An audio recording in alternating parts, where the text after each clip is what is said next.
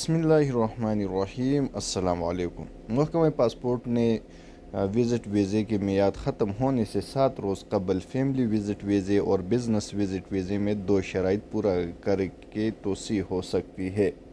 پہلی شرط یہ ہے کہ مطلوبہ فیس ادا کر دی جائے۔ دوسری شرط یہ ہے کہ وزٹ ویزے پر آنے والے کا میڈیکل انشورنس مقررہ ضابطے کے مطابق ہو۔ دونوں شرائط پورا ہونے پر ویزے میں ابشر کے ذریعے توسیع ہو سکتی ہے۔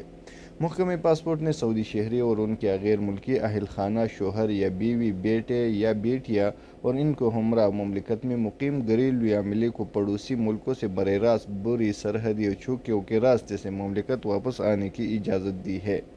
محکمہ پاسپورٹ نے بتایا کہ یہ اجازت شاہی ہدایت کے تعمیل میں دی گئی ہے۔ مقررہ حفاظتی تدابیر کی پابندی کے ساتھ اس پر عمل درآمد ہوگا۔